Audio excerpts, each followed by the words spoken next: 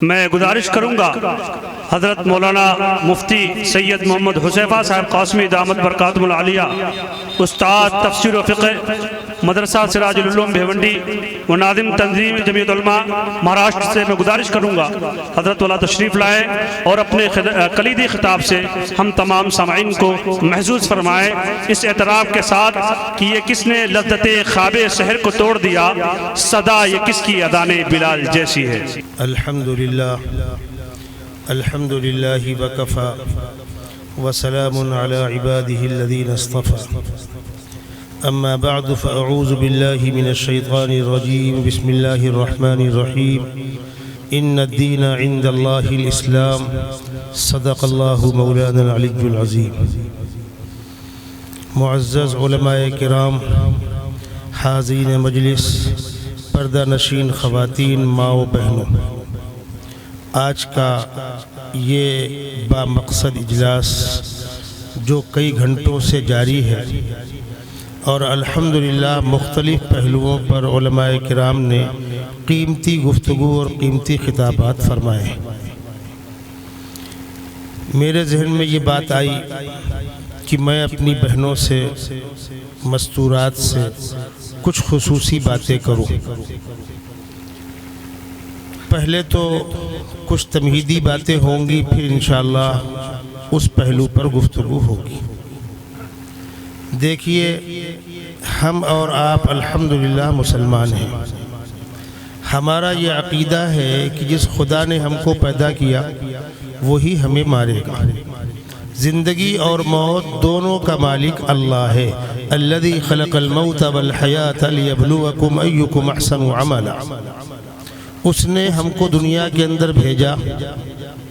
جب ہم ماں کے پیٹ سے پیدا ہوئے تو ہم بالکل خالی ذہن تھے، ہمارے ذہن میں کچھ نہیں تھا۔ واللہ اخرجکم من بطون امہاتکم لا تعلمون شیئا۔ لیکن سیکھنے، سمجھنے، جاننے کے ہم کو اسباب دیے۔ وجعل لکم السمع والابصار والافئدہ۔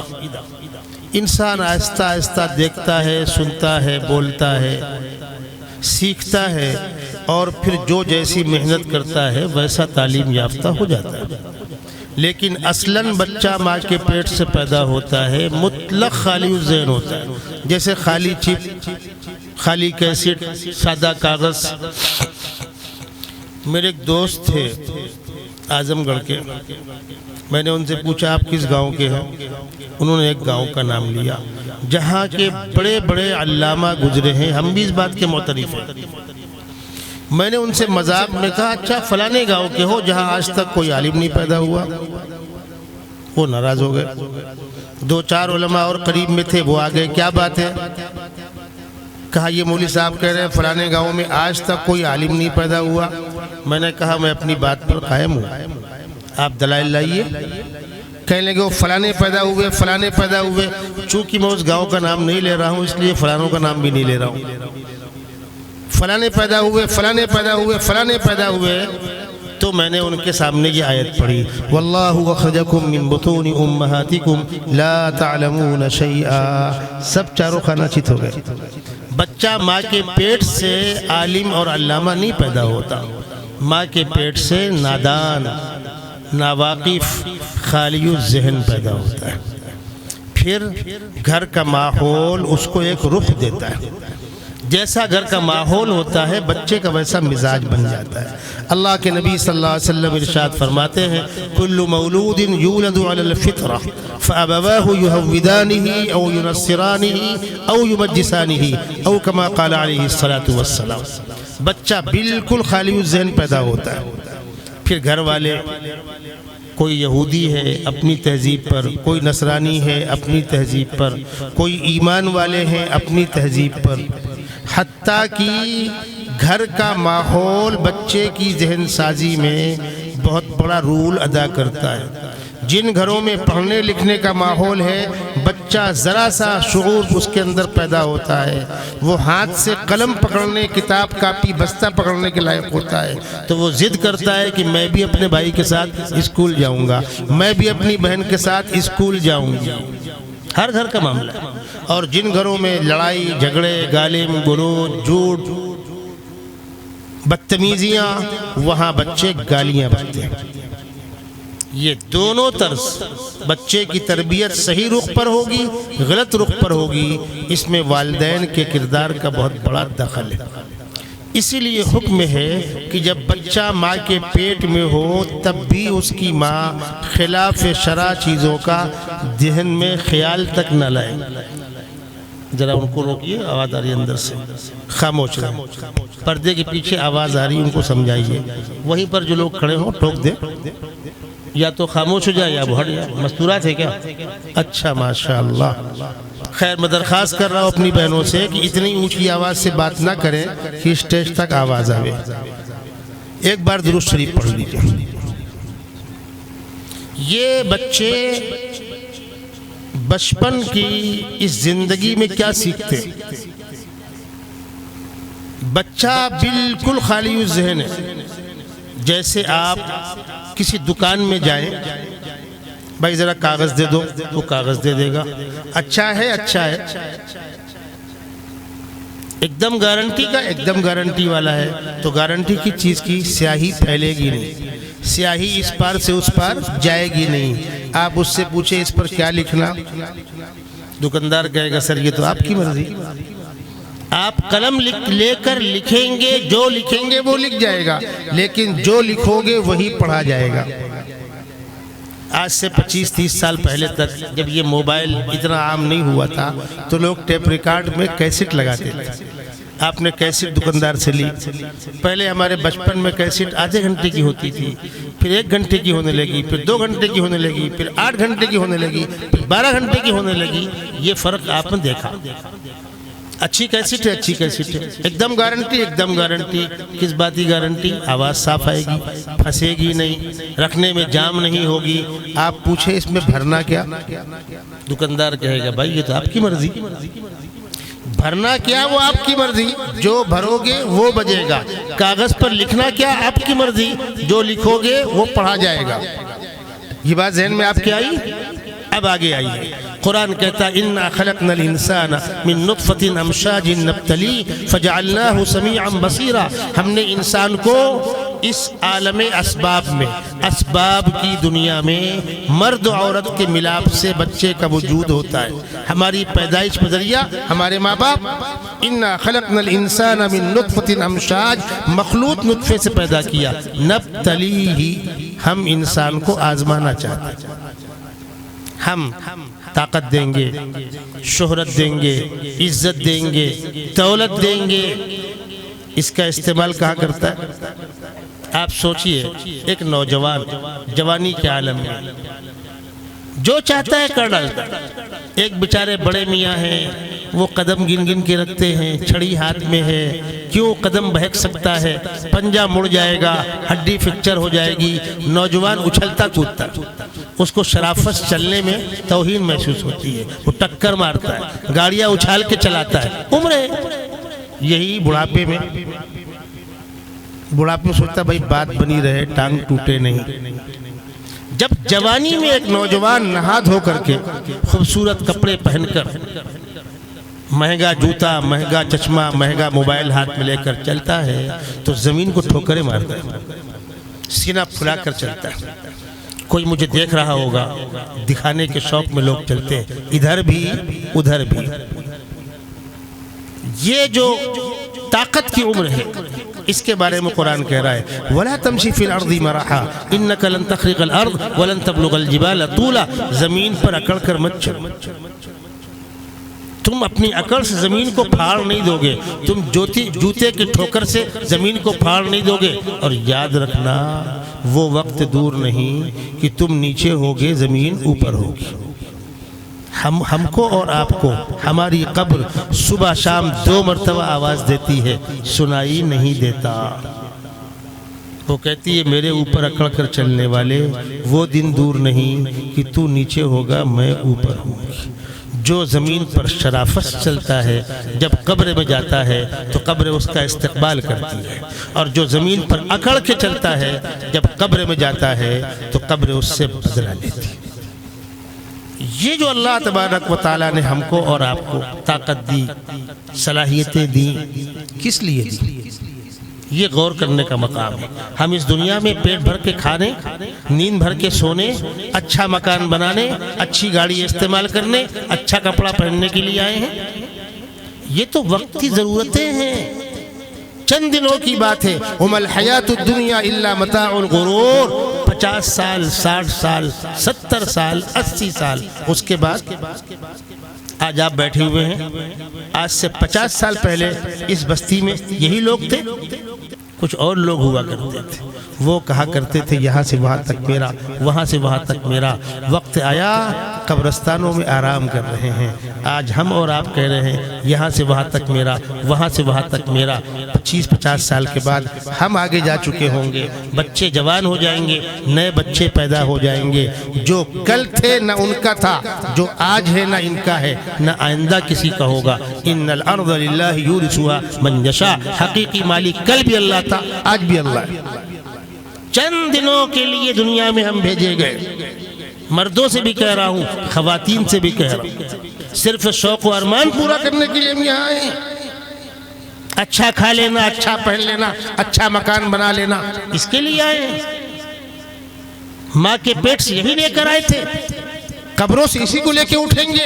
کما بدأکم تعودون، جس طرح ماں کے پیٹ سے دنیا میں بغیر کپڑے کے آئے تھے، اپنی اپنی قبروں سے میدان محشر میں اٹھو گے تو بغیر کپڑوں کو اٹھو گے۔ بدن پر کپڑا نہیں ہوگا، دکان مکان کھیت کھلیان تو بہت دور کی بات ہے، پیر میں چپل نہیں ہوگی، بدن میں کپڑا نہیں ہوگا۔ اللہ کے نبی صلی اللہ علیہ وسلم نے جب یہ بات حضرت عائشہ صدیقہ رضی اللہ تعالی عنہا سے فرمائی تو حضرت عائشہ نے فرمایا یا رسول اللہ سب ننگے ہوں گے؟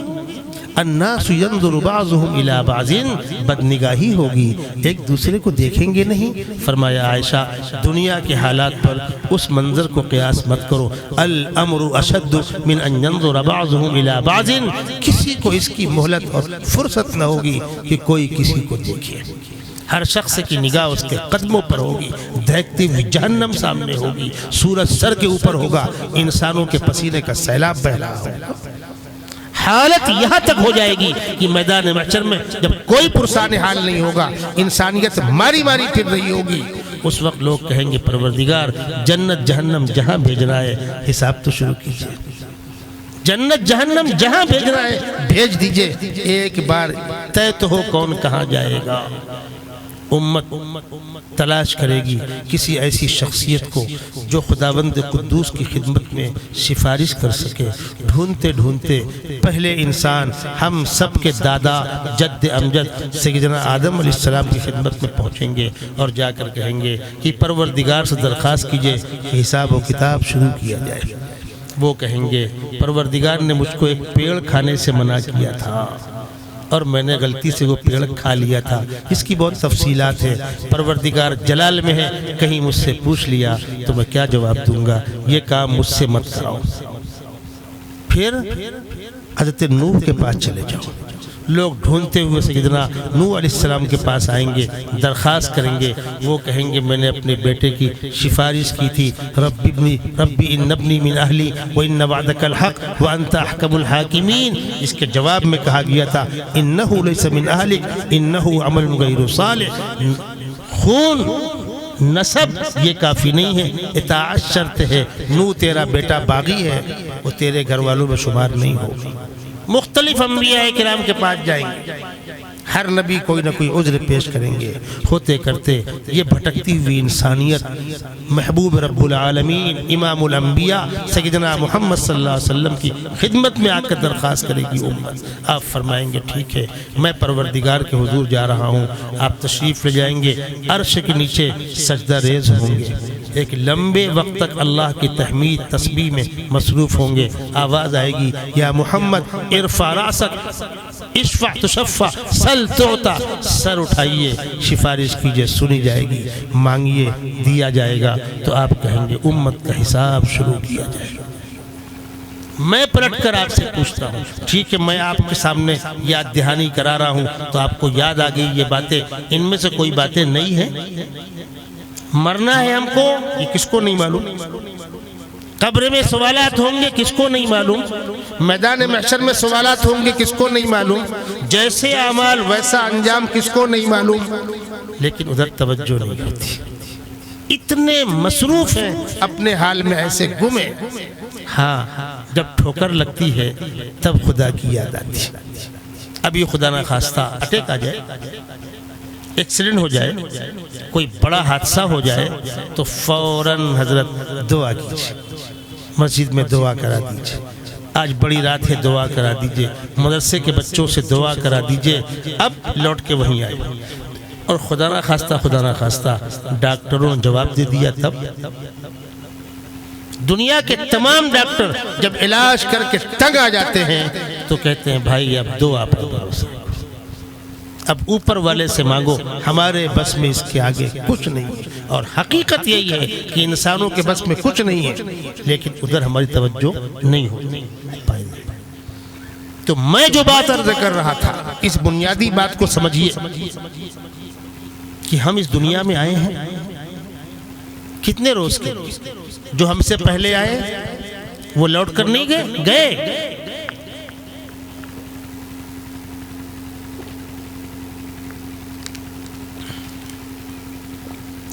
ہم اور آپ اب بھی جائیں گے۔ خداوند قدوس نے انسانوں کو انہی باتوں کو یاد دلانے کے لیے انبیاء کرام کو بھیجا۔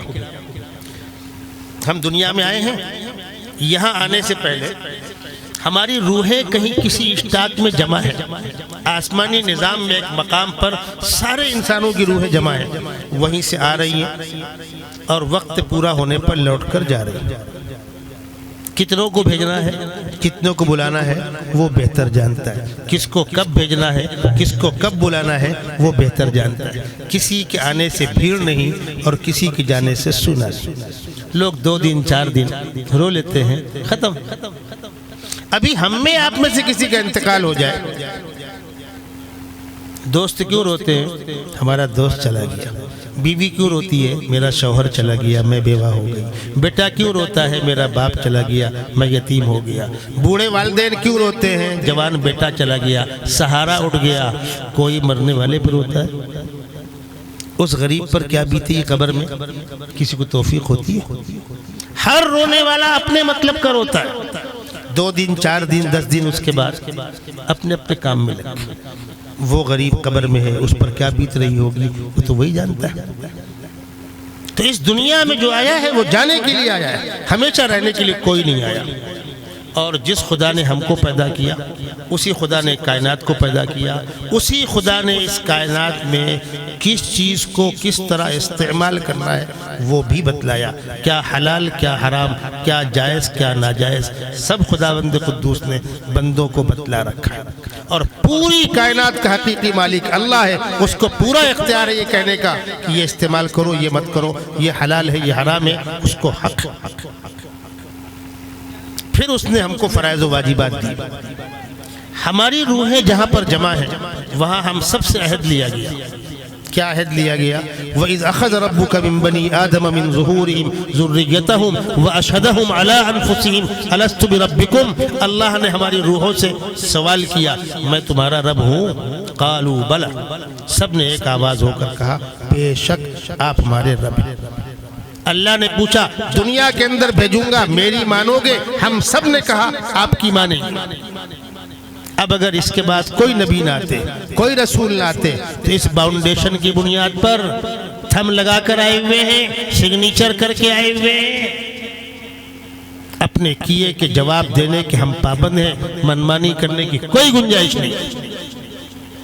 میں آپ سے پوچھتا ہوں، آپ نے اپنی زمین سرکار کو بیچ دی، پیسہ لے لیا، یہاں مکان تھا بلڈر کو دے دیا، بھائی تم ٹاور بنا رہے ہو مجھ کو اس کے بدلے میں بغل میں ایک فلیٹ دے دینا، آپ نے وہ زمین دے کر بدلے کا فلیٹ لے لیا، سرکار کو زمین دے کر روڈ نکل رہا تھا پیسہ لے لیا ہے، کہیں پر اس کے بدلے میں آپ نے فسائی لے لی ہے، اب آپ کا حق بچا نہیں۔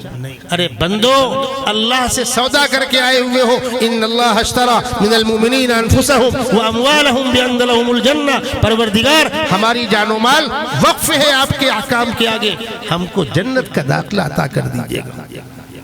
تو جنت کے داخلے کے بدلے میں ہم باؤنڈ ہو کر آئے. جنت بھی چاہیے اور منمانی بھی نہیں چھوڑنی. جنت بھی چاہیے. سردی کی رات میں صبح اٹھا نہیں جاتا. گرمی کے دنوں میں روزہ کیسے رکھوں مولوی صاحب, مر جاؤں گا. جو رکھتے سب مر گئے نا. میں آپ کو بتلا دوں, یہ اندر کی کمزوری ہے. گاڑی کا اگر انجن مضبوط ہوتا ہے, پترا چاہے خراب ہو, کلر چاہے خراب ہو, گاڑی پہاڑی پر, اونچائی پر, گڈھوں پر دوڑتی ہوئی جاتی ہے. اور انجن کمزور ہے, دھکا لگا کے اسٹارٹ کرو, اس کے بعد کچھ دور کے بعد بند. ہم جو آج حالات سنتے ہیں صحابہ کے, اکابر کے, مشقتیں برداشت کیے, دین کی خاطر ہر قربانی برداشت کیے. آج ہمارے گھر کی مستورات, ان کے سامنے وہ واقعات نہیں آتے. اس امت میں خواتین نے کیسی قربانیاں پیش کی اسلام کی خاطر. بہنے والا سب سے پہلا خون, اسلام کے نام پر شہادت کا تمغہ حاصل کرنے والی پہلی وہ خاتون ہے بی بی سمیہ. اس عمار ابن یاسر کا غریب خاندان تھا جن پر مکے والے ظلم کرتے تھے, اور عمار ابن یاسر کی زوجہ محترمہ کو ابو جہل نے برچھا مار کر, چرمگاہ پر برچھا مار کر اللہ کے راستے میں شہید کیا تھا. اس خاتون نے شہادت تو قبول کی تھی, لیکن مر جائیں گے ایمان کا سودا نہ کریں گے, کٹ جائیں گے پر دین کو رسوا. یہ کیفیت کیوں پیدا ہوئی تھی؟ باطن مضبوط تھا. آج کسی نے پیر ٹھوکا اور ہمارے ہاتھ پر کانپ گئے, ہم ڈر گئے. ابھی مولانا ظفر صاحب جو باتیں بتلا رہے تھے, میں آپ سے اگلی بات کہنا چاہتا ہوں. ہم کو لوگ دھمکی دیتے, یکساں سول کوڈ لے آئیں گے, جو کریں گے جو کریں گے. دنیا میں جہاں کہیں لے آئے ہم مٹ گئے, اسلام مٹ گیا. ارے اس سے اگلی بات کرتا ہوں, جہاں اسلام پر بین لگا دیا گیا تھا وہاں اسلام مٹ گیا. کچھ نہیں ہونے والا. اگر ہم مضبوط ہوں گے تو کچھ نہیں ہوگا, اور ہم ہی ڈھلمل یقین ہوں گے تو پھر بس یہ فرق ہے. اور ایمان والے بھائیوں اور بہنوں یاد رکھیے گا, ہمارا کہیں سے نقصان نہیں ہے. مئی اور جون کے روزے ہم نے رکھے تھے. اب مارچ آ رہا, پیچھے لوٹیں گے فروری آئے گا, 2-3 سال کے بعد سردی آ جائے. 36 سال میں گھومتا ہے. جب ہمارا بچپن تھا, نو عمری تھی, اس وقت سردی کے موسم میں روزے پڑے تھے. پھر وقت آ رہا ہے جب آپ سردی میں روزہ رکھتے ہیں, روزہ قبول ہے, لیکن یہی روزہ مئی اور جون میں تھا جب ہم سر پر تولیہ اور رومال رکھتے تھے, جب ہم دن میں 2 مرتبہ نہاتے تھے, جب رات کی گرمی میں پسینے میں شرابور ہو کر تراویح پڑھتے تھے. اس وقت میں آج میں کیا فرق ہے؟ اس وقت اس محنت کی بنیاد پر عبادت کی قیمت بڑھ جاتی تھی. ایک آدمی مسجد کا پڑوسی ہے, 2 قدم چلا مسجد, اور ایک آدمی 100 قدم چل کے آ رہا ہے, دونوں فرق ہے. مشقت دین کے راستے میں, کسی طرح کی مشقت, کسی طرح کی مشکلات, ہمارے ثواب میں اضافہ ہوتا ہے.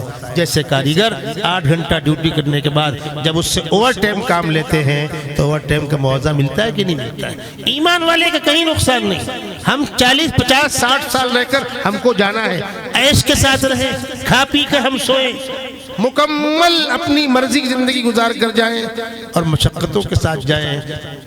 اگر عیش پرستی کے ساتھ گئے تو اللہ کے ہاں وعدے کم ہیں اور مشقتوں کے ساتھ وعدے زیادہ ہیں. ہم اور آپ دین کے راستے میں خرچ کرتے ہیں. 1,00,000 روپیہ کمانے والا 1,000 روپے دیتا ہے, 1% ہوتا ہے. صحابہ نے اپنے بچوں کو بھوکا سلا کر اللہ کے راستے میں خرچ کیا. فرق. ایک ضرورت مند مزدور کے پاس 100 روپے ہیں, اس نے 10 روپیہ دیا, 10% ہوا. 1 کروڑ پتی نے 1,000 روپیہ دیا, 1% بھی نہیں ہوا. ایک ماں اپنے بچے کی خدمت کرتی ہے اور ایک جوان بیٹا اپنے ماں کی خدمت کرتا ہے. جو ماں نے خدمت کی ہے اس وقت تم کتنے بڑے تھے وہ ذرا غور کرو. گھر میں کھانے کو نہیں تھا, پورا گھر بھوکا سویا تھا, تم کو کھلا کر سلایا گیا تھا. لائٹ نہیں تھی, سب لوگ پسینے میں شرابور تھے, تمہاری ماں تم پر پنکھا جل رہی تھی. آج بڑھاپے میں تم ماں کو ایسی حال کے اندر 1 گلاس پانی اگر دیتے ہو احسان رکھتے ہو. ایک ماں 4 بچوں کو پالتی ہے, بیوہ ماں, اور 4 بچے مل کر بوڑھی ایک ماں کو سنبھال نہیں پاتے. دونوں میں کیا جوڑ ہے؟ یہ دنیا 4 دن کی ہے, یہاں رہنے کے لیے, ہمیشہ رہنے کے لیے کوئی نہیں آیا. جب یہ حقیقت ہم سمجھیں گے تو پھر اپنی ذات سے بھی دین پر عمل کرنے کی توفیق بھی ہوگی اور کوشش بھی ہوگی. پھر ہم خود بھی دین سیکھیں گے. دین کیسے سیکھا جائے گا؟ بیانات ہوں گے، جلسے ہوں گے، علماء کرام کے اچھے بیانات نیٹ پر ہیں، ہم خرافات سنتے رہتے ہیں، اچھے بیانات سنیں، کتابیں لیں، ہر زبان میں کتابیں ہیں، اردو میں، ہندی میں، انگلش میں، ہر بھاشا کے اندر قرآن و حدیث اور فقہ موجود ہے. کسی عالم دین سے رابطے میں رہیں جس سے من پٹے. میں نہیں کہتا کہ مجھ سے، مولانا ظفر صاحب سے، مولانا زبیر صاحب سے، فلانے سے فلانے، نہیں، کوئی تو ہوگا. آپ ڈاکٹر آپ کی پسند کا، قانونی مشیر آپ کی پسند کا، کسی نہ کسی سے آپ رابطے میں رہتے ہیں. ایک زمین خریدنا ہے تو آپ کسی کو کاغذ دکھاتے ہیں. ایک فلیٹ خریدنا ہے، بلڈنگ جو بن رہی ہے پرمیشن سے ہے، لیگل ہے، ان لیگل ہے، مالک کا، کنسٹرکشن کرنے والے کا کیا آپس میں معاہدہ ہے، اس کو ہم چیک کراتے ہیں کہیں نقصان نہ ہو جائے. جب دین کی بات آتی ہے تو اولاً تو پوچھنے کی توفیق ہی نہیں. سب سمجھتا ہے لوگ، اور پوچھتے کب ہیں؟ جب اس کے اندر اتر چکے ہو. کاروبار میں ڈیل ہو گئی، معاہدوں پر دستخطیں ہو گئی، کاروبار مکمل ہو گیا یا کاروبار چلنے لگا، بلڈنگ بننے لگی، کام کاج شروع ہو گیا. بولے صاحب ایک مسئلہ پوچھنا تھا. کیا مسئلہ ہے؟ وہ ایسا کام کر رہا ہوں، کر سکتا ہوں؟ نہیں بھائی. ارے حضرت ہم تو 2 کروڑ روپے دے چکے، ہم تو 5 کروڑ پر سگنیچر کر چکے. ان لوگوں سے میں ایک مثال دیا کرتا ہوں. آپ کی بچی کا رشتہ آیا، آپ انکوائری کب کرتے ہیں؟ نکاح میں دینے سے پہلے کہ اس کے بعد؟ آپ لڑکے گھر والوں کی انکوائری کب کرتے ہیں؟ بچی دینے سے پہلے. اور اگر بچی دے دیا آپ نے، بچی پیدا ہو گئی، اب انکوائری کرنے نکلے، لڑکا صحیح ہے غلط ہے، گھر والے کیسے ہیں، تو کیا انجام ہوگا؟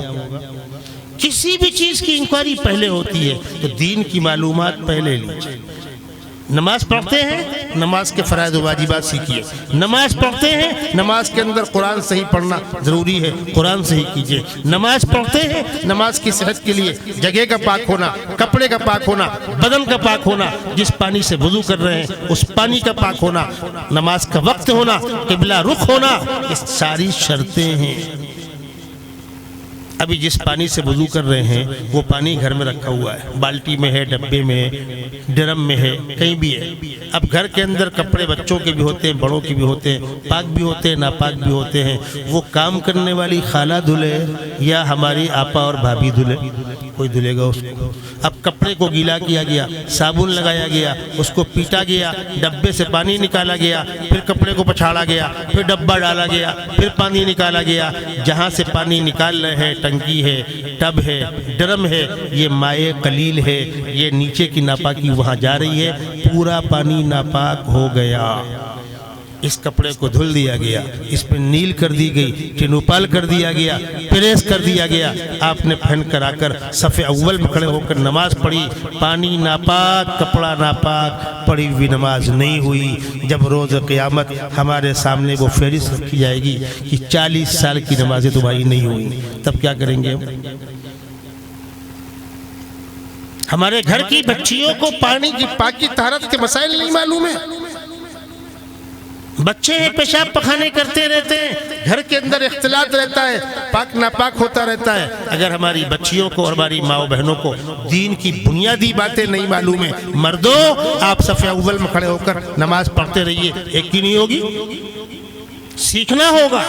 رمضان کا مہینہ آ رہا ہے، روزے کے مسائل سیکھنے ہوں گے، اعتکاف کے مسائل سیکھنے ہوں گے، فطرے کے مسائل سیکھنے ہوں گے، زکوٰۃ کے مسائل سیکھنے ہوں گے، قربانی کے مسائل سیکھنے ہوں گے. حج کرنے جا رہے ہو، حج کے مسائل سیکھنے ہوں گے، ورنہ اپنا منہ پیٹ کے لوٹ کے آ جاؤ.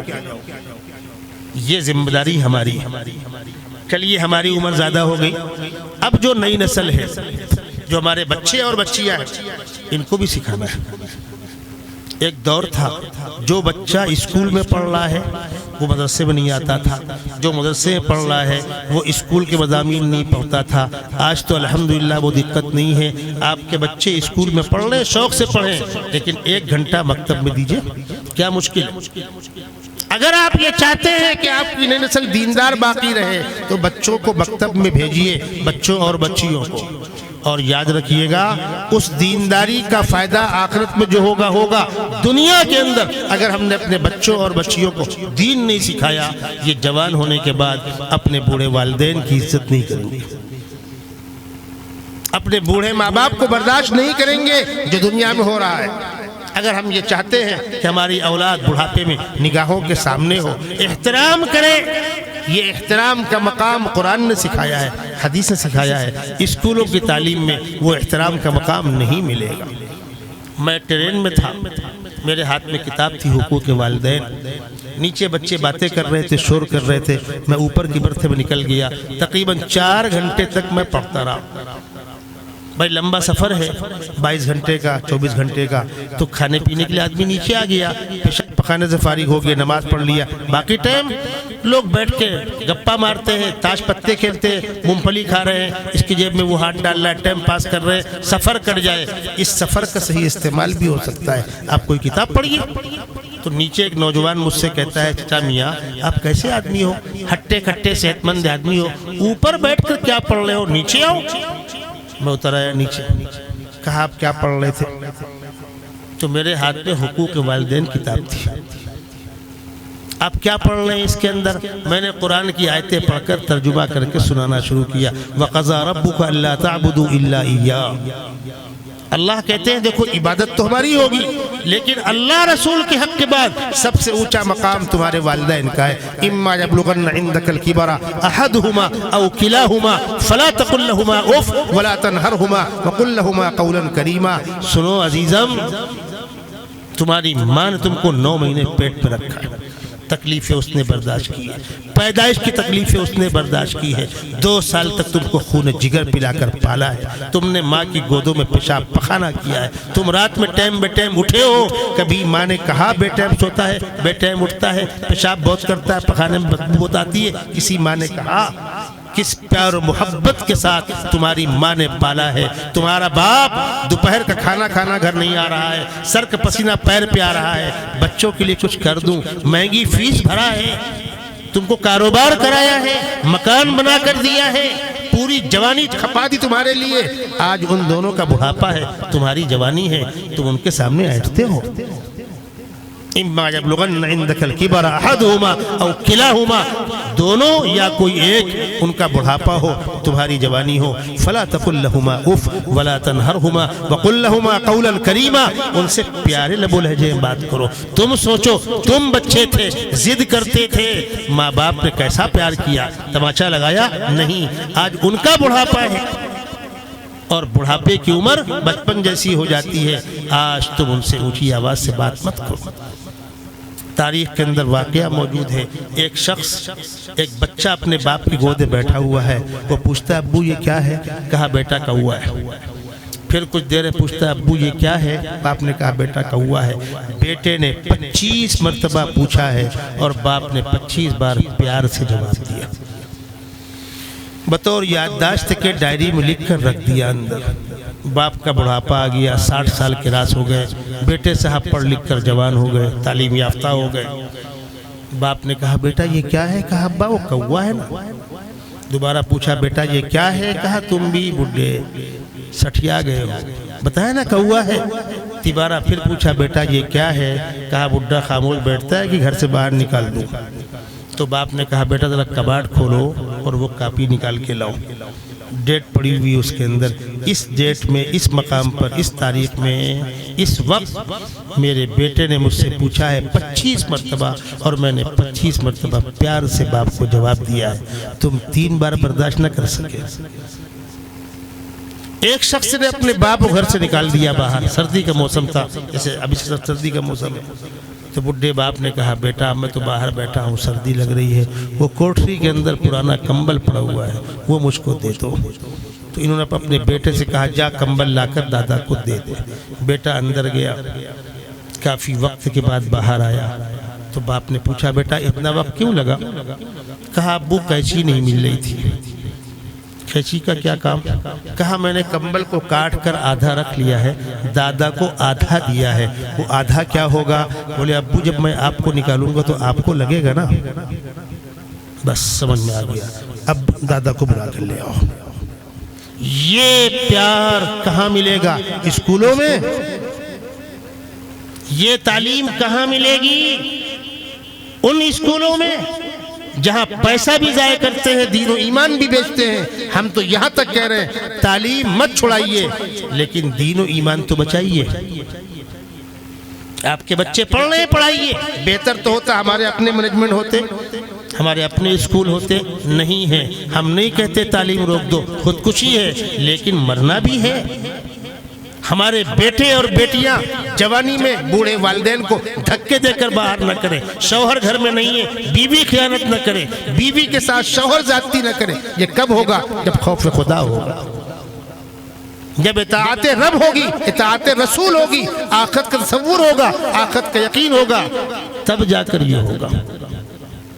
تو میں نے قرآن کی وہ آیتیں پڑھ کر ان غیر مسلم نوجوان بچوں کو پڑھ کر سنانا شروع کیا۔ میں آپ کو بتلانا چاہتا ہوں ان کے آنکھوں سے آنسو جاری تھے۔ انہوں نے کہا انکل اتنی اچھی باتیں آپ کے پاس موجود ہیں، ہم کو آپ کیوں نہیں بتلاتے؟ اور حقیقت ہے یہ ان کے پاس نہیں، ہمارے پاس ہے۔ قرآن ہمارے پاس ہے، سیدنا محمد صلی اللہ علیہ وسلم ہمارے ہادی اور رہبر ہیں، اور ہمارا حال یہ ہے کہ ہم دین پر مطمئن نہیں ہیں، شکوک و شبہات کا شکار ہیں۔ ابھی معاذ ظفر صاحب نے ضمناً وہ بات کہی تھی نا، ایک خاتون کا مقام۔ اکثر یہ بحث ہوتی ہے، اکثر یہ بحث ہوتی ہے۔ میں آپ کو ایک آدھ واقعات سنا دوں۔ ایک تاریخ آتی ہے لیڈیز کے لیے، یوم خواتین، ویمنس ڈے۔ ایک تو کل کی رات آ رہی ماشاءاللہ نوجوانوں کی، اس پر علماء نے بات کی ہوگی، میں اس کو نہیں چھڑنا چاہتا۔ وہ جو یوم خواتین آتا ہے اس میں کچھ لوگ میرے پاس آئے، آپ بھی چلیے، اسلام قرآن و حدیث کی روشنی میں اپنی بات کہیے۔ میں نے کہا وہاں سارے نالائق جمع ہوتے ہیں، ہمارا کیا کام ہے؟ عورتوں کو بھڑکانا، گھروں کو توڑنا، اسی کو بڑا کارنامہ سمجھتے ہیں۔ نہیں چلیے، نہیں چلیے۔ تو میں نے کہا میری ایک شرط ہے، آپ وہاں رکھ دو، میں آدھا گھنٹہ بات کروں گا، قرآن و حدیث کے حوالے سے بات کروں گا، سننا ہوگا۔ 2 گھنٹہ میں تم کو جھیلوں گا، آدھا گھنٹہ آپ مجھ کو جھیلیے گا۔ گئے، بیٹھ گئے، شروع ہوا ان کا پروگرام۔ ایک محترمہ آئیں، ان کا تعارف کرایا گیا۔ انہوں نے اپنی ساس سسر کے خلاف مقدمہ قائم کر دیا، سسرال والوں کو اندر کرا دیا، 498 کر دیا، شوہر کو اندر کر دیا، کسی کا تعارف کرایا گیا، جھگڑا کیا، شوہر کی آدھی پگار اپنے نام پہ کروا لی، وغیرہ وغیرہ۔ سب کو ہار پھول کیا گیا، تالیاں بجائی گئی، استقبال کیا گیا۔ پھر ہمارے جاہل مسلمان آئے، ہم یہ چاہتے ہیں مکمل برابری ہو، مساوات ہو، انصاف ہو، وغیرہ وغیرہ۔ ٹھیک ہے، ہم بھی سنتے رہے، ہمارا بھی وقت آئے گا۔ آئی وہ گھڑی، میں میک پر آیا۔ میں نے آنے کے بعد پوچھا کہ بھائی گرما گرم باتیں تو ہو گئی، دسیوں مستورات کو آپ نے اعزاز دیا، ہار پھول کیا، انعامات سے نوازا۔ میں آپ سے ایک سوال کرتا ہوں، ان سارے واقعات پہ کوئی ایک واقعہ ایسا بھی ہے کہ بگڑتا ہوا گھر بسا دیا ہو آپ نے؟ میں پلا کے گرانا تو سب کو آتا ہے، مزہ تو جب ہے گرتوں کو تھام لے ساقی۔ کوئی ایک واقعہ بتلا دو جہاں ٹوٹتا ہوا گھر آپ نے بچا لیا ہو۔ چپ، سناٹا۔ میں نے کہا جو آپ نے عورتوں کی حوصلہ افزائی کی، توڑ پیدا کیا۔ بچہ اگر ماں کے پاس ہے تو باپ کے بغیر ہے، باپ کے پاس ہے تو ماں کے بغیر ہے۔ اسلام کہتا ہے جہاں تک ہو سکے نبھاؤ، سمجھاؤ، توڑ سے بچو۔ اور ہمارے اکابر اس کے لیے کیا کیا کرتے تھے، میں ایک واقعہ آپ کو سناتا ہوں، پھر آگے بڑھوں گا۔ آپ نے نام سنا ہوگا حضرت مولانا صدیق احمد صاحب بانوی نور اللہ مرقدہ۔ ان گنہگار نگاہوں نے ایسی کوئی مثال اس 50 سال کے اندر نہیں دیکھی۔ ہمارا بچپن گزرا ہے۔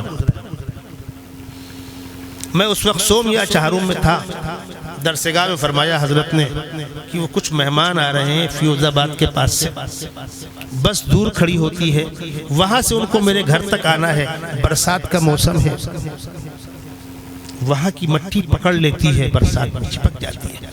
कीचड़ है, ऐसी कोई तदबीर बतलाओ कि मेहमान बस से उतर के मेरे घर तक पहुँचे और पैरों में कीचड़ ना लगे। उस वक्त तो गांव में ट्रैक्टर भी नहीं था, कार तो बहुत दूर की बात है, रास्ते भी ख़राब थे। तो मैंने कहा हज़रत एक रास्ता है, हम बैलगाड़ी ले लेते हैं, उसमें गद्दे डाल देते हैं, मेहमानों को बैठाल देंगे और हम गाड़ी घसीट के आप घर तक खड़ी कर देंगे। वहाँ तो रोज़ ये होता था। कह लगे ठीक कहते हो। 2-4 लड़कों को ले लिया, गाड़ी ली, बस के पास जाकर खड़े हुए। बस आई, हमने आवाज़ दी, भाई फलाने मकाम से कौन साहब आए हुए हैं? एक साहब ने कहा मैं हूँ। उनके साथ में एक आध खवातीन थी। हमने कहा गाड़ी में आप बैठ जाइए, हम आपको घर तक पहुँचा देंगे। पहुँचा दिया घर तक। गाड़ी वाले को गाड़ी हवाले कर दिया, हाथ पैर धो के हम दरसगाह में आ गए। मैंने पूछा हज़रत उन आने वाले मेहमानों में कोई तो ऐसा नहीं लगा जिसका एजाज़ किया जाए, आप उनका एहतराम करें? कोई मुशर्रा शख्सियत नहीं है? तो पहले टाला हज़रत ने, अरे जाओ भाई काम हो गया, ख़त्म करो बात को। मैंने कहा ना हज़रत आप बता दीजिए, मुझको फिक्र है, वजह क्या है? तो कमरे में बैठे हज़रत ठंडी सांस ली, क्या सुनाया आप सुन लीजिए, बहनें भी सुन लें, आप भी सुन लीजिए। कहा बेटा एक बच्ची है, बाप नहीं है उसका, मैंने इस घर में उसका रिश्ता करवाया। हालात इतने बदतर हो गए हैं कि अब कब तलाक हो जाए नहीं मालूम। मैंने ये कहा एक मर्तबा मुझसे मिल लीजिए, मुझसे बात कर लीजिए, उसके बाद फैसले पे आपकी मर्जी। इनको बुलाया है, खिदमत कर रहा हूँ, हो सकता है मान जाए तो बच्ची का घर भी बिगड़ने से बच जाए। कौन कह रहा है ये बात? ये मौलाना सिद्दीक साहब पांदी फरमा। किसी को विलायत यूं नहीं मिला करती।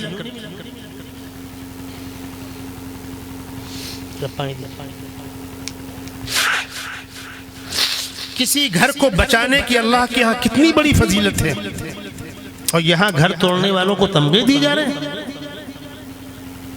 शौहर को औरत के खिलाफ, औरत को शौहर के खिलाफ घर बर्बाद कर रहे हैं आप। अदालतों में जाकर देखिए 10-10 साल 20-20 साल चप्पलें घिस जाती हैं, किसी को इंसाफ मिलता है? इसको आपने कमाल समझा है? और बीवी अपने शौहर के खिलाफ तने खड़ी हो, इसको आपने कमाल समझा है? इसको कोई मुसावात कहेगा? तुमसे बड़ा पागल कोई होगा। मैंने उन नालायकों से कहा तुमको लफ्ज़ मुसावात के माना नहीं मालूम, किस फन का लफ्ज़ है, तुम उस फन से वाकिफ नहीं हो, तुम जाहिल हो। मुसावात मुमकिन ही नहीं है, मर्द और औरत में मुसावात मुमकिन ही नहीं है, ना अक्लन और ना रस्मन।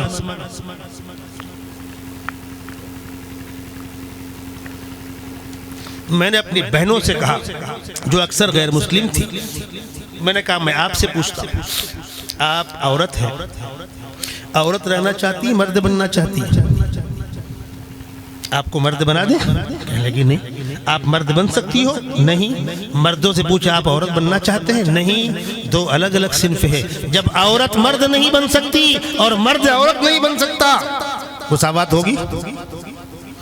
मैंने कहा और आसान जुबान में कह रहा हूँ, 2 आंखें हैं, एक राइट एक लेफ्ट, दोनों को राइट कर दो, हो सकता है? 2 हाथ हैं, एक दायां एक बायां, दोनों को एक कर दो।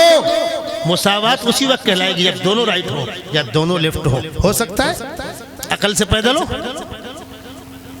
फिर अगली बात मैंने कही, जो कंपनी गाड़ी बनाती है, पुर्जा बनाती है, वो उसका ऑप्शन तय करती है, तरीका इस्तेमाल तय करती है। एक कंपनी ने ट्रैक्टर बना रखा है, ट्रैक्टर का काम खेत में खेती करना, पहिए बड़े बड़े, इंजन ताकतवर, वो 2 फीट दलदल के अंदर फंस के बाहर निकल जाता है, वो खेत में फंसता वसता नहीं। और एक गाड़ी आप इस्तेमाल करते हैं इनोवा वगैरह, आप इनोवा गाड़ी को आप धान खेत में उतार दीजिए, बाहर आएगी, और ट्रैक्टर से आप सवारी होइए फरखाबाद से कानपुर, कोई बैठेगा? क्यों? ट्रैक्टर बनाया गया है खेती के लिए और इनोवा गाड़ी बनाई गई है सवारी के लिए। इनोवा गाड़ी दौड़ेगी, ताकत कम होगी, ट्रैक्टर में ताकत है, दौड़ेगा नहीं। हमारे खालिक व मालिक ने औरत को बनाया है अलग मकसद से, मर्द को बनाया है अलग मकसद से, इसलिए इसके अंदर फंक्शन अलग है, उसके अंदर फंक्शन अलग है। दोनों एक कैसे कर देंगे आप?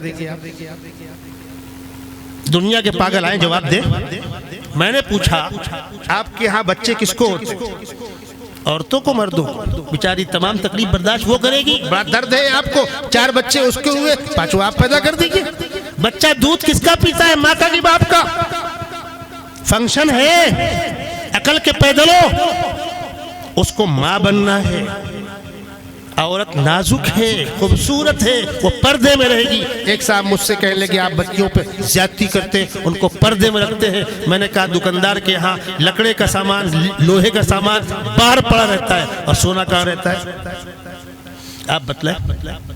کباڑی کے ہاں کباڑ باہر پڑا رہتا ہے، کوئی چور پوچھتا نہیں ہے، اور سونار کے ہاں سونا کہاں رہتا ہے؟ جو چیز قیمتی ہوتی ہے وہ ڈھک کے رکھی جاتی ہے۔ تمہارے یہاں ہوں گی عورتیں بھی قیمت، ہماری ماں بہنیں قیمتی ہیں، یہ خاتون خانہ ہے، گھر کی رونق ہے، گھر کی زینت ہے، بچوں کی ماں ہے۔ باہر کی تمام ذمہ داریاں مردوں کو دی گئی ہیں، عورت کا اس سے کوئی تعلق نہیں ہے، اور گھر کے سارے کام عورت کے۔ میڈیا والے عورتوں کو غلام بنا رکھا ہے، مرد حاکم بن گئے ہیں، چنی اور چنا ہے۔ میں اپنے علماء کرام سے کہوں گا قرآن کی ان آیتوں کو پڑھیے اور غور کیجئے، اللہ کیا کہہ رہا ہے بندوں سے؟ الرجال قوامون علی النساء بما فضل اللہ بعضهم علی بعض وبما انفقوا من اموالہم۔ پیدائشی طور پر مرد جفا کش ہے، طاقتور ہے، باہر کے سارے کام اس کو دیے گئے، اس کے ساتھ پردے کا مسئلہ نہیں ہے، اس لیے مرد کو نگراں بنایا گیا۔ وبما انفقوا من اموالہم، سارے خرچے مرد برداشت کرے گا، اور جو مرد اپنے گھر کے خرچے برداشت نہ کر سکتا ہو وہ مرد نہیں، نامرد ہے۔ یہ ہے اسلامی تعلیم۔ ایک عورت کو اسلام نے جو مقام دیا ہے، دلائل کی روشنی میں ایک بچی وجود میں آتی ہے، بچی کو باپ سے پراپرٹی ہے، بہن کو بھائی سے پراپرٹی ہے، بیوی کو شوہر سے پراپرٹی ہے، ماں کو بیٹے سے پراپرٹی ہے۔ عورت تنہا کہاں ہے؟ ہائے افسوس ان موضوعات پر تفصیلی گفتگو نہیں ہوتی۔ اس لیے میرے بزرگوں، بات لمبی ہو رہی ہے، میں آپ سے درخواست کر رہا ہوں، سب سے پہلے یہ تصور ہونا چاہیے مرنا ہے، قبر میں جانا ہے، خدا کو منہ دکھانا ہے، اور اپنے کیے کا حساب دینا ہے۔ کندھوں پر دو فرشتے بیٹھے ہوئے ہیں، ادھر عمل ہوا، زبان چلی، ما یلفظ من قول الا لدیہ رقیب عتید، ادھر قلم چلا۔ روز قیامت ہمارے نام اعمال کی فہرست، ہماری فائل کھول دی جائے گی۔ وَوُضِعَ الْكِتَابُ فَتَرَى الْمُجْرِمِينَ مُشْفِقِينَ مِمَّا فِيهِ، دیکھ کر انسان گھبرائے گا۔ وَيَقُولُونَ يَا وَيْلَتَنَا مَا لِهَذَا الْكِتَابِ لَا يُغَادِرُ صَغِيرَةً وَلَا كَبِيرَةً إِلَّا أَحْصَاهَا۔ اس میں تو سب موجود ہے۔ دروازہ بند کر دیا تھا، لائٹ آف کر دی تھی، وہ بھی ریکارڈ میں؟ جی ہاں، وہ بھی ریکارڈ میں۔ جب بندہ گھبرا کر کہے گا پروردگار اتنا لمبا میرا نامہ اعمال، تو پروردگار پوچھیں گے فرشتوں نے کہیں پر غلط لکھا؟ اور یہ بات سن لیجئے، دنیا کے اندر ہم پولیس کو مینج کر سکتے ہیں، جج کو مینج کر سکتے ہیں، پنچایت کو مینج کر سکتے ہیں، طاقتور کمزور کو دبا سکتا ہے، ثبوت اور شواہد مٹا سکتا ہے۔ آخرت میں یہ چیز ممکن نہیں ہوگی۔ آخرت میں پروردگار حکم دیں گے، جس زمین پر گناہ کیا وہ زمین گواہی دے گی، جس فضا پر گواہی دیا ہے وہ فضا گواہی دے گی۔ روز قیامت زبان پر تالا ہوگا، اعضاء بولیں گے، اليوم نختم على افواههم وتكلمنا ايديهم وتشهد ارجلهم بما كانوا يكسبون۔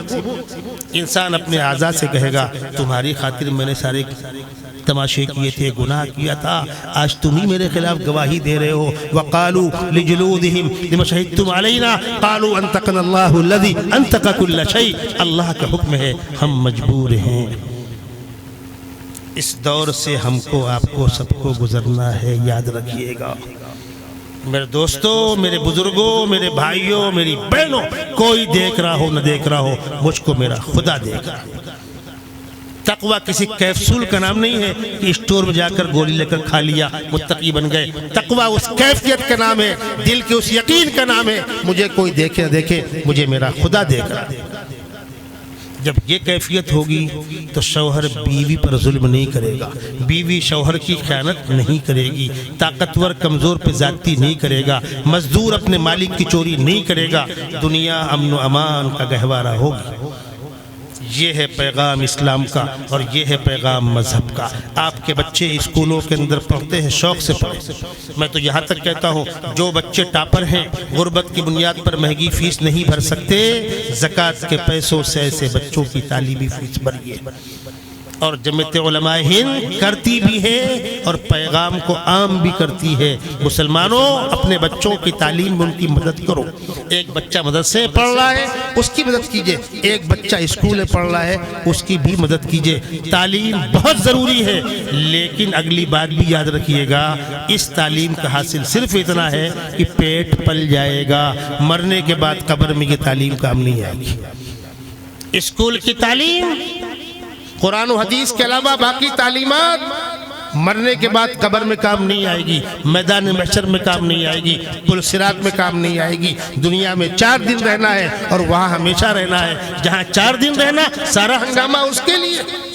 بچوں کا بچپن چھین لیا گیا، 3 سال کا بچہ ڈال دیا اٹھا کے اسکول میں، ابھی اس کو ماں کی ممتا چاہیے تھی، نہیں پھر بعد میں ایڈمیشن نہیں ہوگا، 50,000 ڈونیشن، ماں جھاڑو پوچھا کرتی ہے، مزدوری کرتی ہے، باپ حمالی کرتا ہے۔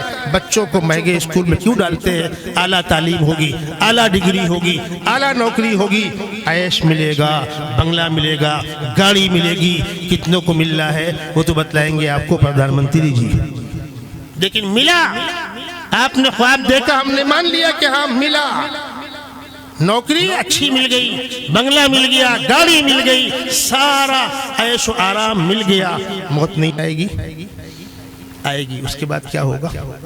تو اللہ کے بندو، دنیا کی اس بھاگ دوڑ میں، دنیا کے اس تماشے میں، دنیا کی اس بازار میں اتنا تو مانو کہ مرنا بھی ہے، خدا کو منہ دکھانا بھی ہے۔ مرنے کے بعد جو زندگی آنے والی ہے، وہاں جو چیزیں کام آنے والی ہیں، اس تعلیم کی فکر کون کرے گا؟ کم سے کم بچے کا قرآن صحیح ہو، بچے کی نماز صحیح ہو، بچے کو کلمہ، درود، استغفار، موٹے موٹے مسائل یہ تو آتے ہو۔ یہ کب ہوگا؟ جب بچہ اسکول پڑھتے ہوئے 1 گھنٹے مکتب میں آ کر کے ایمانیات سیکھے گا، اسلامیات سیکھے گا، اور جہاں لوگوں نے توجہ کی، الحمدللہ خود ہمارے یہاں بھونڈی کے اندر میری مسجد میں 800 بچے اسکول پڑھتے ہوئے مکتب میں آ کر پڑھ کے جا رہے ہیں، 150 سے پونے 200 بچے اسکول پڑھتے ہوئے حافظہ کر رہے ہیں۔ ابھی پچھلے ہفتے 10 بچوں نے اسکول پڑھتے ہوئے قرآن پاک تکمیل کی، ان کی دستار بندی ہوئی۔ 11 بچے مدرسے کے، ہمارے مدرسہ عربیہ مسجد علوم کے، ایک تو بڑا ادارہ ہے سراج علوم جہاں پڑھاتا ہوں میں، وہاں تو بہت بڑی مقدار بچے حافظ ہوتے ہیں، میں اس کی بات نہیں کر رہا۔ میری مسجد میں جہاں مکتب کا نظام چلتا ہے، جو لوگ گئے ہیں دیکھ کر آئے ہیں، ابھی 21 بچوں کی دستار بندی ہوئی ہے، 11 بچے مدرسے والے اور 10 بچے اسکول پڑھنے والے۔ ناممکن کچھ بھی نہیں۔ علماء اکرام محنتیں کر رہے ہیں، کوششیں کر رہے ہیں، درخواستیں کر رہے ہیں، فریاد کر رہے ہیں، کوئی سننے والا نہیں ہے۔ اگر ہمارے بچے اور بچیاں دین سے ناواقف رہے تو دنیا ان کو کان پکڑ کر جہاں چاہے گی لے جائے گی، اور اگر بچپن کی کچی عمر میں صحیح تربیت ہو گئی، صحیح نشو نما ہو گئی، پختگی پیدا ہو گئی، تو انشاءاللہ زندگی کے کسی مرحلے میں کہیں دین کا سودا نہیں کریں گے۔ جو میں نے پہلے کہا تھا، مر جائیں گے ایمان کا سودا نہ کریں گے، کٹ جائیں گے پر دین کو رسوا نہ کریں گے۔ وہ ایمان کب پیدا ہوگا؟ جب دین کی پختگی ہوگی۔ تو میرے بزرگوں، بات لمبی ہو جاتی ہے، میں نے بات یہاں شروع کی تھی، جس خدا نے ہم کو پیدا کیا وہ خدا ہم کو مارے گا، ہم کو اپنے اعمال کا حساب دینا ہے۔ موت سب کے سامنے کھڑی ہوئی ہے، کس کی موت پہلے آئے گی، کس کی بعد میں آئے گی، کسی کو نہیں معلوم۔ اس لیے ہم قبرستان جاتے ہیں تو ہم سلام کرتے ہیں، السلام علیکم یا اہل القبور، یغفر اللہ لنا ولکم، انتم سلفنا ونحن بالاثر۔ تم پہلے آ گئے، ہم پیچھے پیچھے آ رہے ہیں، جانا سب کو وہی ہے۔ آج کی رات ہمارے بہت سے بھائی لوگ قبرستانوں میں گئے، اپنے مرحومین کے لیے سال ثواب کیا۔ کاش کی قبر میں جاتے وقت، قبرستان میں جاتے وقت یہ ہم سوچیں، یہی مجھے بھی آنا ہے۔ گھر چھوٹے گا، کاروبار چھوٹے گا، دوست و احباب چھوٹیں گے، اسی 6 فٹ کے گڑھے میں لا کر لوگ رکھ کر مٹی پاٹ کے چلے جائیں گے۔ مجھے تو یہ بھی نہیں معلوم کہ اپنے محلے، اپنے گاؤں قبرستان تک آنا نصیب ہوگا کہ نہیں ہوگا۔ اس زندگی اس مرحلے سے سب کو گزرنا ہے.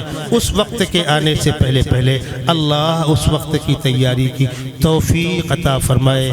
جن بزرگوں اور دوستوں کی کوششوں سے اس پاکیزہ مجلس کا انعقاد ہوا, اللہ ان کو بہتر سے بہتر صلہ عطا فرمائے. میں مسلسل اسفار میں چل رہا ہوں. بمبئی سے نکلا ہوں 1:15 بجے, کانپور اترا, وہاں سے یہاں آیا. پانی کی تبدیلی, موسم کی تبدیلی, سردی کا موسم گلا پکڑ لیتا ہے, اس لیے گرم پانی پی کر آپ کے سامنے کچھ دیر میں نے بات کی. کل میرا پھر بیان, پرسوں پھر بیان, لوٹ کر بمبئی جاؤں گا, وہاں مسلسل بیانات. میرے بزرگوں, زندگی 4 دن کی ہے, زندگی 4 دن کی ہے. اس کا صحیح استعمال کرنے کی زندگی گزارنے کو نہیں دی گئی ہے, کاٹنے کو نہیں دی گئی ہے. جس بھلے کام میں ہمارا حصہ لگ گیا خوش قسمتی ہے. آپ کے علاقے کے علماء حضرات ہیں, مسجدیں ہیں, مدرسے ہیں, بھلا کام کرنے والی کمیٹیاں ہیں, سب کا ہم کہیں نہ کہیں سپورٹ کریں. جیب میں اگر پیسہ بھی نہیں ہے, محبت کے 2 بول تو بولے, حوصلہ افزائی تو کریں. ایک کام آپ کر رہے ہیں, ایک کام آپ کر رہے ہیں, ایک کام آپ کر رہے ہیں. تنہا میں سارے کام نہیں کر سکتا. آپ بھی بھلا کام کر رہے ہیں, آپ بھی بھلا کام کر رہے ہیں, آپ بھی بھلا کام کر رہے ہیں. اس طرح گھروں کے اندر ایک آدمی باہر کام دیکھتا ہے, ایک بچوں کی تعلیم کا نظام دیکھتا ہے, گھر کی مستورات گھر کے اندر کام دیکھتی ہے. سب مل کر کام کرتے ہیں تو سماج بنتا ہے. سماج میں دین کے, قوم کے, ملت کے جتنے بھلے کام ہو رہے ہیں سب قابل قدر ہے. اللہ خوب سے خوب اور مزید سے مزید تک کرنے کی توفیق عطا فرمائے. اپنے علاقے کے علماء کا احترام کیجئے, ان کی باتوں پر توجہ دیجئے اور اپنی گاڑی کمائی کا تھوڑا حصہ اس میں خرچ کیجئے. ہم تو مر کر اپنی اپنی قبروں میں چلے جائیں گے, یہ نیک کام باقی رہیں گے, یہ مسجدیں باقی رہیں گی, یہ مدرسے باقی رہیں گے, یہ دینی تعلیم کے مکاتب باقی رہیں گے, یہ ہماری قبروں پر ٹھنڈی ہواؤں کے درخت ہوں گے. اللہ تبارک و تعالی ان کوششوں کو کامیابی سے ہمکنار فرمائے. اور مبارکباد دوں گا ہمارے دوست مفتی ظفر صاحب اور ہمارے دوست مولانا زبیر صاحب اور جن ساتھیوں نے رابطہ قائم کیا, رابطے میں رہے, ان کی محبتیں, کوششیں. میں آپ کی بستی میں حاضر ہوا. اللہ تبارک و تعالی آپ کی آمد کو بھی قبول فرمائے, علماء کرام کی آمد کو بھی قبول فرمائے, اور جو باتیں کہی سنی گئی اس پر عمل کی توفیق عطا فرمائے. وآخر دعوانا ان الحمدللہ رب العالمین. نہیں بعد میں پی لیں گے. احترام کے ساتھ بیٹھ جائے, درود شریف پڑھ لے, دعا ہو جا رہی. اللهم صل على سيدنا مولانا محمد وعلى آل سيدنا مولانا محمد وبارك وسلم. رب اغفر وارحم وتجاوز عما تعلم انك انت الاعز الاکرم. پروردگار عالم, یہ نیک اور مقدس مجلس ہے جہاں تیری یاد کی باتیں کی جا رہی ہیں, تیرے محبوب صلی اللہ علیہ وسلم کی احادیث کی باتیں کی جا رہی ہیں, دینی تعلیمات کی باتیں کی جا رہی ہیں. خدا بندہ, اس دنیا کے اندر جو آیا ہے وہ جانے کے لیے آیا ہے, ہمیشہ رہنے کوئی نہیں آیا. اس حقیقت کو ہمیں سمجھا دے اور جانے سے پہلے پہلے جانے کی تیاری کرنے کی توفیق عطا فرما. پروردگار عالم, اسلام کے اوپر, قرآن کے اوپر, تیری ذات کے اوپر سچا اور پکا یقین نصیب فرما. دین کے اندر پختگی نصیب فرما, دین کے اندر اعتماد نصیب فرما. خدا بندہ, تیرا اعلان ہے جب میرا بندہ دین کے راستے میں چلتا ہے, مشقتیں برداشت کرتا ہے, میں اس کا اجر بڑھا دیتا ہوں. خدا بندہ, یہ تو ممکن ہے کہ ہم کو دین کے راستے میں مشقتوں سے گزرنا ہو, لیکن تیری طرف سے نعمتوں میں کوئی کمی ہو جائے, ہمارے اجر میں کوئی کمی ہو جائے, یہ ہرگز نہیں ہو سکتا. خدا بندہ, ہمارے ٹوٹے پھوٹے اعمال کو قبول فرما, ٹوٹی پھوٹی کوششوں کو قبول فرما. پروردگار عالم, یہ مردوں اور عورتوں کا بڑا مجمع کئی گھنٹوں سے یہاں پر بیٹھا ہوا ہے, علماء کرام کے بیانات سن رہے ہیں, اسی امید کے ساتھ بیٹھے ہیں کہ بڑی رات ہے, بابرکت رات ہے, دعا ہوگی, ہم سب مل کر ایک ساتھ آمین کہیں گے. اس میں کوئی بندہ اور بندی تو ایسے ہوں گے جن کی آمین پر فرشتے آمین کہتے ہوں گے. خدا بندہ, ان کے صدقے اور طفیل میں ہم سارے شریک شرکائے مجلس اور حاضرین مجلس کی دعاؤں پر فرشتوں سے آمین کہلا کر دعا کی قبولیت پر مہر لگا دے. ہم سب کی دعائیں قبول فرما. پروردگار عالم, اس مجمع میں جن لوگوں کے دلوں کے اندر جائز مرادیں ہوں, پروردگار سب کی جائز مرادیں پوری فرما دے, کسی کو خالی ہاتھ واپس نہ فرما.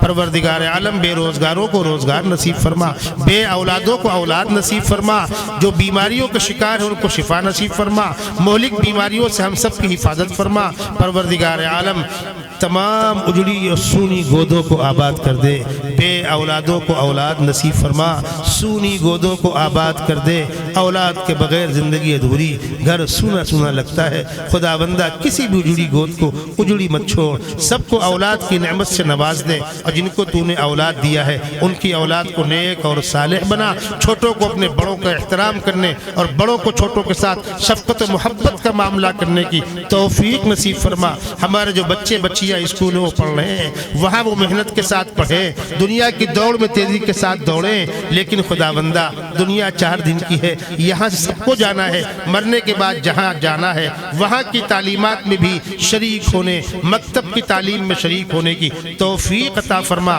والدین کو اپنے بچوں کو مکتب میں لا کر شامل کرنے کی توفیق عطا فرما، علاقے میں چلنے والے مکاتب کو استحکام نصیب فرما، جو لوگ ملت کی فکریں کر رہے ہیں، ملت کی خدمت کے لیے رات و دن جاگ رہے ہیں، خدا بندہ ایسے علماء، مجاہدین، تنظیموں کے ذمہ داران، جمعیت علماء کے ذمہ داران، پرسنل لا بورڈ کے ذمہ داران، ملک کی تمام تنظیموں کے ذمہ داران کی حفاظت فرما، ان کو استقامت نصیب فرما، ان کے خلاف ہونے والی تمام سازشوں کو ناکام فرما۔ پروردگار عالم، ایک بڑے بڑے ادارے کے ذمہ داران کے خلاف سازشیں کی جا رہی ہیں، خدا بندہ ان کی حفاظت فرما، ادارے کی حفاظت فرما، تمام اداروں کی حفاظت فرما، ہماری جان و مال کو، ہمارے اسباب کو اپنے دین کی خدمت کے لیے قبول فرما، جب تک زندہ رکھ، دین پر استقامت کے ساتھ زندہ رکھ، اور جب آخری وقت آئے تو ایمان کی پاکیزہ موت نصیب فرما۔